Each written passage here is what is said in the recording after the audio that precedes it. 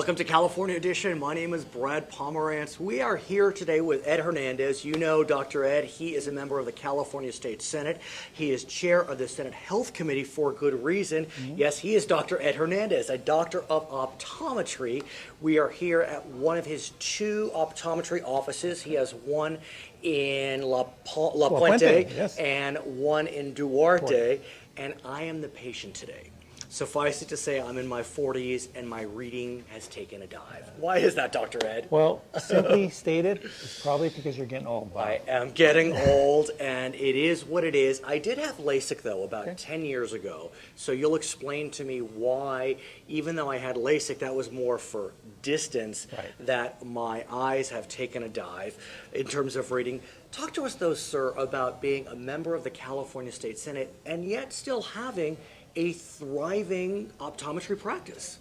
Well, as you know, I'm an optometrist first, born and raised here in the San Gabriel Valley in the city of La Puente. And I got involved in the political process and decided to run for office. And what makes me unique is the fact that not only do I own a business, but I'm also a practicing provider that still maintains his practice, so that I have a much different perspective, especially when it comes to public policy.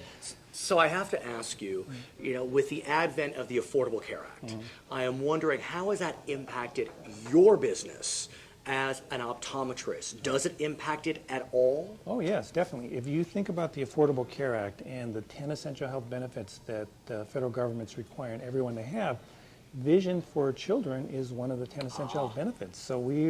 But besides that, the Medicaid expansion, we take Medi-Cal patients here in the city of La Puente, so we are definitely seeing a lot more individuals who have never had health care. Now keep in mind that most individuals will probably see a dentist or an optometrist before they see a physician. Interesting. And this is the first entry into the healthcare industry or the field, and we'll actually pick up patients that are either diabetic, high blood pressure, and we do a full health assessment. And you can see that in the eye. You can see diabetes, you can see high blood pressure in the eye. Yes. What are you seeing for a layperson? Well, so we're going to show you. We're going to actually take a picture of the back of your eye, and we'll see the optic nerve and all the blood vessels that come from the brain that feed the retina. The retina is the only part of the body that when I look in, I can see live blood vessels. Unlike, let's say, your vessels here, you can see them through the skin, but you can't see them pulsating. In the exam room, when we look inside your eye, and I'll show you a picture of it, we can see live blood vessels. So this community, rich in Latino culture, Latino heritage, no doubt, and maybe 7, 8, 9 months ago, I was talking to you about how, I guess I would say, poor the signups were for the Affordable Care Act amongst the Latino community. But sir, I mean, by the time the open enrollment period ended, both in California and nationally, Latino signups just took off. Tell me about that. Well, you and I talked about that before. The enrollment was down at the beginning, and Cover California re-looked at it, and they talked to leadership in Sacramento, and they talked to various Latino leaders, and they found out that the messaging was off. So they re-messaged it. The numbers have gone through the ceiling. It's now, they're saying that in the country, and especially in California, the Latino population is at par with where we need it to be. What's interesting, I read a study recently, I think it was the Commonwealth Fund, that in states where there were exchanges in place as well as the Medicaid expansion, the unenrolled rate for Latinos was much better than in states where there was no expansion. And what does that say to you? Well, what that tells me is that the states that want to help the poor are going to do a lot better. And unfortunately, a large segment of the Latino population, there's a lot of individuals that are under the poverty level or at levels where they are qualified for Medi-Cal, and they can't afford insurance. So the second enrollment period is before us. Obviously, the first enrollment period went well, at least in California. What happens now? How do you cause that second enrollment period to be even more successful? And I ask you not only as a state senator, but as a medical provider. This is the absolute most crucial enrollment. The first one, because it was new. We captured most of the individuals. The ones that are left out there are the ones who aren't quite sure, and we need to convince them that they have to sign up for insurance. So Cover California, as well as the administration and the legislature, are doing everything they can to make sure that enrollment's going to be a successful one. Okay, so my exam is about to start.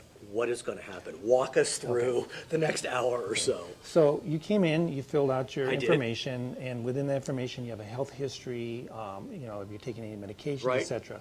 In a minute, I'll introduce you to one of my staff who what we're going to do is called pre-testing. Okay. They're going to do a variety of tests. They're going to test your visual fields. They're going to check your pressure in your eye. We're going to take a photo of the back of the retina, and then they're going to ask you some more health questions in more detail. Got it. Then we'll go into the exam room where we'll do the actual exam, and I'll evaluate, That's continue where to I'm ask worried. you questions. That's don't, where I'm don't worried. worry, I will be kind to you. Okay, I okay. promise, I will be kind to you. So let's give it a shot. I'm headed to pre-testing. Okay, sounds good.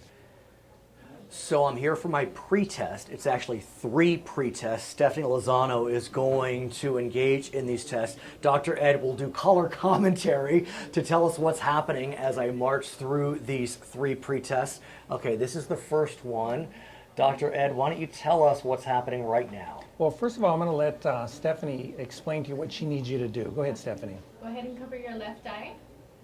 Try your best to stay still. Just look into the light right there. All right. Dr. Ed, what just happened? So this is called a retinal camera. It's a piece of equipment with a 12 to 14 megapixel camera attached to it. And what it's doing, it is taking a picture of the back of your eye, which is called the retina. The retina is the only body part that we can actually see live blood vessels pulsating. And we can actually determine and pick up various diseases, whether it's diabetes, high blood pressure, high cholesterol. And in some instances, if there is a mass that is starting to protrude out, we can even pick up brain tumors or various tumors in the back of the eye. And there's all kinds of tumors that can be on the retina itself, what are called nevuses. So this is a very, very important part. I can look in the back of the eye with my instrument, but this gives me a digital copy of your eye. So when the exam continues after the pre-test, we'll go over the results Yes. from these digital images? Yes, and I'll actually show you the digital images after the exam. Go ahead and hand me the. Thank you. This is the picture. The doctor's gonna go over it with you in a few moments. Okay. All right. So we're gonna head over to the next one. This one's gonna measure your peripheral vision. So, Dr. Ed, tell us what the second pretest is. Well, first of all, I'm going to have Stephanie explain to you what you have to do for the test. Okay. And while you're taking the test, I'll do the narration. Perfect. So. Okay. So do you see the black square in the center? I do. Okay. I'm gonna have you focus on that black square. Mm-hmm. Do you notice very faint vibrations on the side of the square? I have. Okay. When you see those vibrations, I'm gonna have you click on this button right over here. Got There it. you go. Okay. On either side? Well, you can leave both eyes open. Right now we're testing your right eye. I'll try you when it starts. Okay.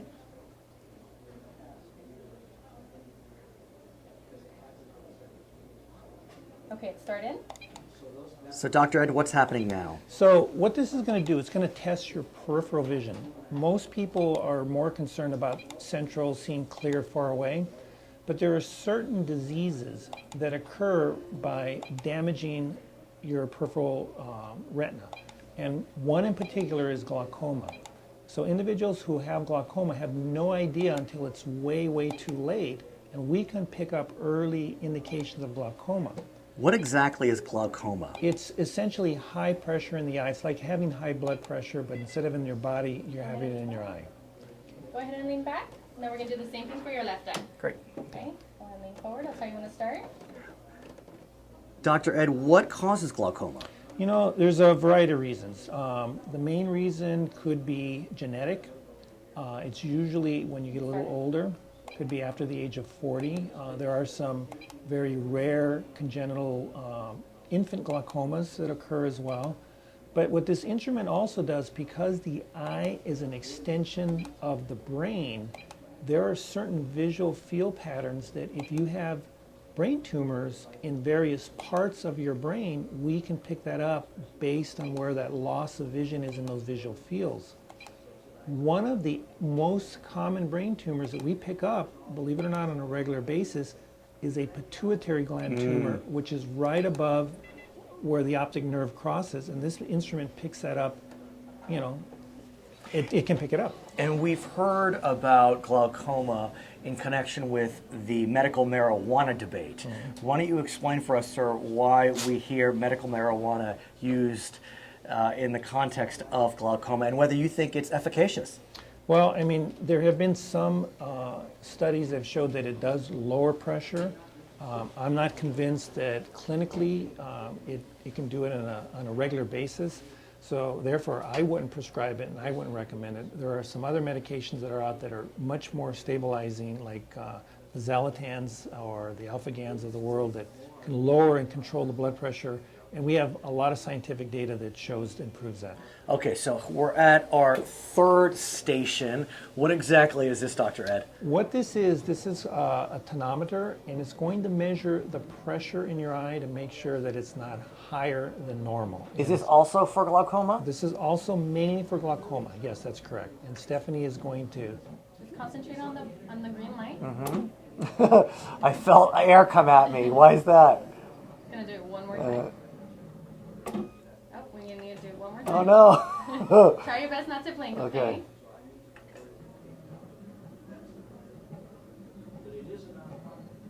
There we go. So explain, Dr. Ed, what the air is doing. Okay, so there's several ways you can measure the pressure. You can actually do what's called an applanation, where we anesthetize the eye and put an instrument on it to measure it. But this does it through a puff of air and through a series of mirrors so that when the air hits the eye, it flattens, then it measures how long it takes for that to flatten.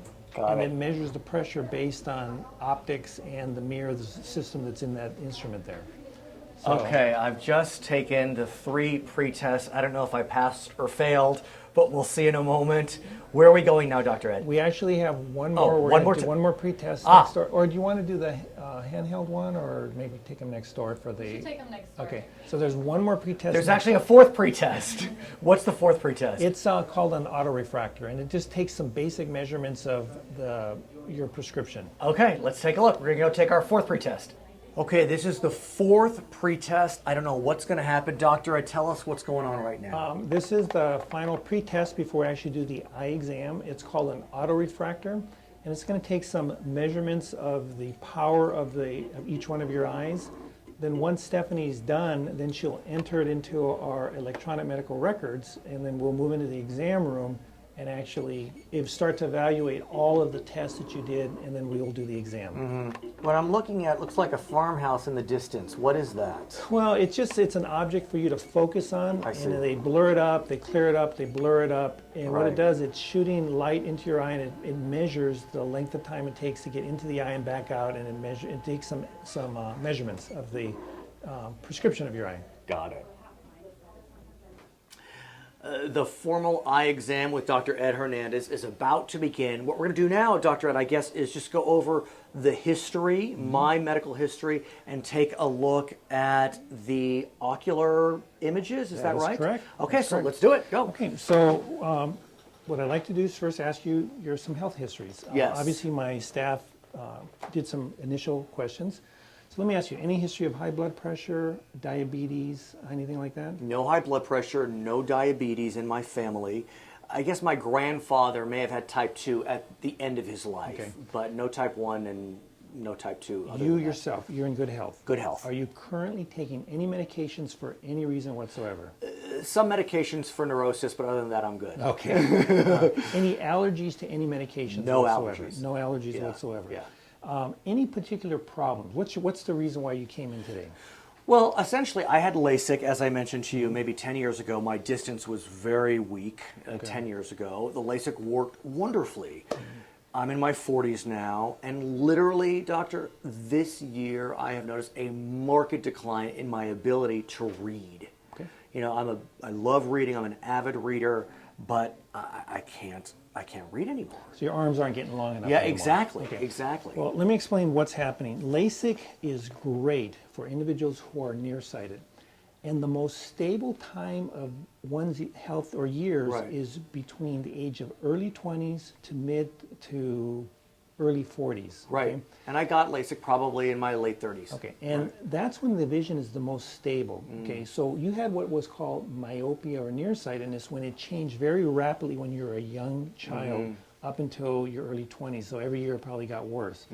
And what it does is it corrects you for far away.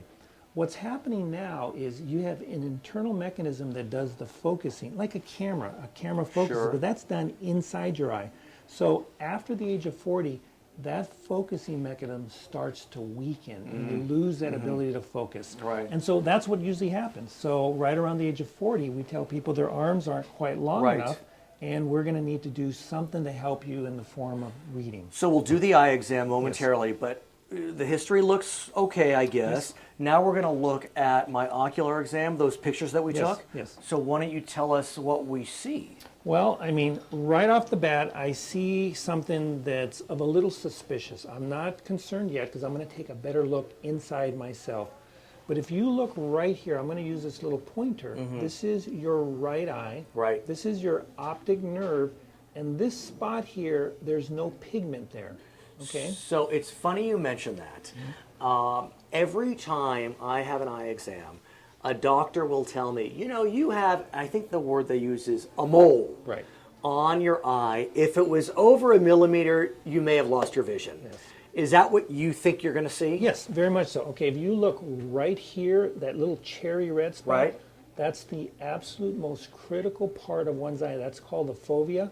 If that thing was right over that, you would essentially be blind I'd be in that blind. eye. Wow. Right. So what? So like you said there's no pigment. Yeah, so it's most likely a birth defect. Right. That's what I've been told. Yeah. So in other words, you were born without any pigment around here. And what I'm going to do is I'm going to look Right. inside with another instrument to make sure that it's nothing serious like a mass. No. So we want to make sure it's not protruding. Now, why is a lack of pigment a problem if it had been on top of what you called the cherry? Well, because you need a certain amount of pigment within here to maintain the integrity of the retina. Okay, so but my guess is that's just probably a natural. It looks big to me. Yeah, and it's fairly big Yeah. compared to your optic nerve. But let me just look real quick. Yeah, please. Here's the other thing that I am not concerned about at all. Sure, sure. These tests right here that we did, the Right. visual fields, that tells me even though there's no pigment there, but there's no damage to your vision there. So I still can You see can that. still see through that part of the eye. Interesting. It's just you were born without pigment. Now Right. let's compare your other eye. See how it's all nice in Yes, color, all yes. that red, and Right. that's all perfused with blood. That's normal color. So here, it's still getting blood in there, Right. but it just, there's no pigment. It's like almost like an albino. I have to ask, I mean, this eye seems so much more red and colorful and bright, and this just doesn't seem the same. Do you think as I get older, this is the right eye? That's the right eye. The correct. right eye will start to show signs of decay or decline? No, here's what I would be concerned about Right. is because it's so light and Right. less pigment, I would be concerned with macular degeneration. Which means what again? Remind What me. macular degeneration is, just think of it as Alzheimer's in the back of the eye. interesting. Okay, Okay. because you have less yeah. blood perfusion that goes into that back part of Right. the eye, which means it'll start to die. Interesting. Right? And we usually see that in lighter pigmented retinas, and that's what macular And degeneration. I have blue eyes. Yes. Is that does that implicate what you described? Well, here's what I'd recommend. Yeah. If you're out in the sun a lot, ultraviolet light will cause either premature cataracts and or macular degeneration to be advanced a little bit quicker. So definitely wear good quality sunglasses outdoors because you have light pigmented My eyes. mother had cataract surgery. Okay. And I also have this interesting event happen. When I walk out into the sun, I start sneezing. Have you heard of that? Well, probably because there's so little pigment that it just really stimulates your nerve receptors and it just causes a kind of a reaction. Right. So Okay, so now we're going to start the eye exam? we're going to do the eye exam. Perfect. Everything else looked good from the pretest. So far, now, that doesn't mean that mentally you're good. No, we know that. We know that. We know. We know he's not very No, stable. we know that for sure. Okay, so let's go to the actual eye exam. Okay, the eye exam is about to begin. I'm a little nervous because I have a feeling I'm going to need glasses for reading, but that's okay. You know, it happens. So, Dr. Ed, what's happening now? We're going to do what's called a refraction, and then after the refraction, I'm going to look and do a health assessment of your eye, where Right. we're going to look at the front see if there's any cataracts, any health conditions. You know, I think I mentioned to you when I was 18, 19, I had 2 incidents of iritis, Okay. which is, I've learned. Well, you tell us what iritis is. So iritis is inflammation of the anterior or the front part of the eye, and it can be due to a lot of reasons. Can I tell you, in my entire life, I've never had pain like I did when I had It's iritis. very painful. Very Incredibly painful. I thought my eye was erupting. Right. But we'll see if there's any damage from there. You'll be able to see we'll that? take a look at it, but what an iritis can be done due to trauma, Right. or it can be due to something systemic. Yeah, I don't know. It's never happened since. Yeah, and if you had a history of it where it repeated, we would order blood tests Right. to make sure it's not sickle cell anemia. Right. It's I had not- it twice in a year when I was 18, 19. Right. Never again. Okay, well, good. Okay, so this is the part where we're going to actually determine your ability to see. So what I want you to do is to look straight ahead. There's a large letter E at the end of the room. Can you Right. see that? I can see the E. I'm going to shine a light in your eye. Do not look at my light. Look only at the letter E, and that's it. Just relax and blink normally and just look at the letter E. Now, you don't wear any type of reading glasses I right don't. now? Occasionally, I'll grab some from a drugstore. Okay. You know, but like last night, for example, my wife has some. I grabbed some because Yeah. I couldn't read, but it's not. Do you remember what the number was on your prescription when you used to wear glasses? So, but those are for distance, Yes, and I yeah. do. I actually It do. was like a minus what? It was 225 in one and 275 in the other. Okay. That's a moderate amount of nearsightedness. Right. Obviously, without it, you probably couldn't see anything far away. Yeah. Okay, read those for me if you can. I think I can.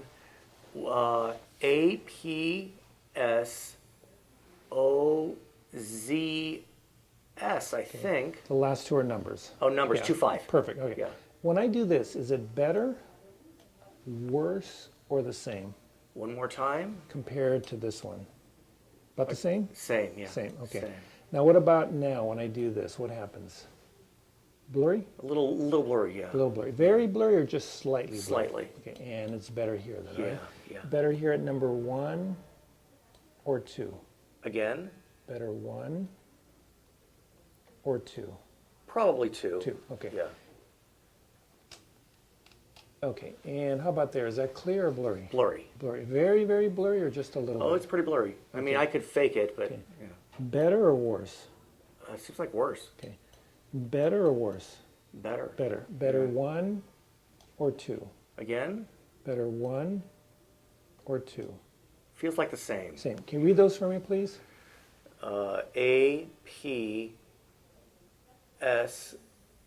APS025. Good. Okay. Now, is it still clear here or blurry? Clear. Okay, still clear here or slightly blurred? Slightly. And better here. Better. Okay, better 1 or 2? A 1. 1, good. And so that's clear here then, correct? Yeah. Okay. All right, now what I want you to do is just, we're going to do some testing up close real quick Okay. here. Okay, I'm going to put a chart in front of your eye. Got it. What is the smallest row of letters you can read clearly? I mean, it's hard to define clearly. You know, I mean, I can see the last Okay. APE, but it seems a little, Like you're fuzz. straining, Yeah. right? Okay. How about now? Yeah, much better. Okay. Yeah, much better. Better here at number 1 or 2? Again, Okay, better 1 okay. or 2? It's hard to tell the difference. Pretty to be honest. close. Yeah, pretty close. Okay, read that bottom row now. APEORFDZ. And that seems pretty clear then, Yeah, right? Okay. yeah. All right, sit back and relax for a minute. Okay. All right, we are going to now take a look at the health of your eye. Right. And what I want you to do is to lean forward, place your chin on the chin rest, keeping your head steady. What this is what's called a slit lamp, and it's essentially a microscope that magnifies the entire front of your eye that I can look at to make sure that it's healthy, make sure there's no cataracts, no infections, make sure your lids are normal and healthy. Okay, look up and relax. Okay, keep on looking up. Okay. And when you did you used to wear glasses or contact lenses? Mostly lenses. Okay, look straight ahead. And close your eyes, keep them closed, open. Okay. Close your eyes, open. Well, the good news is the LASIK, they did an excellent job. Well, that's good to Yeah, hear. sit back and relax. I mean, How do you know that? I believe you, but how do you know that? So what we look for is the ring where they did the flap, and fortunately you had what's called LASIK, and you didn't have RK. RK is the way they used to actually cut on the eye. Okay.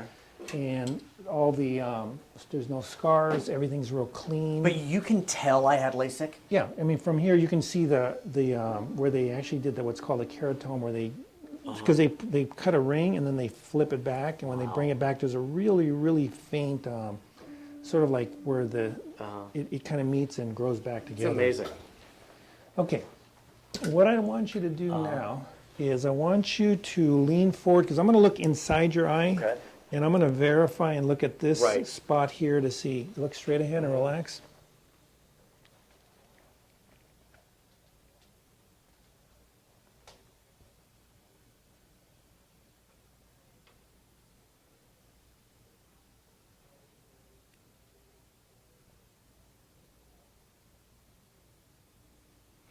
Yeah, you definitely have a Yeah, tell us what you saw. lack of pigment and Yeah, tell us what you saw. a birthmark. Oh, really? Well, sort of like a, yeah. So is it a birthmark? Is it darker? No, no. What it means is just you're a birthmark in the sense that you were born with something that's not normal looking. Right. Okay, so it'd be like, let's say in your skin you had a Right. lack of pigment and you had a white spot. Oh, I see. So it's the reverse Right. of a birth. It's not dark. It's not a yeah. dark birthmark. Right. Yeah. Look straight ahead.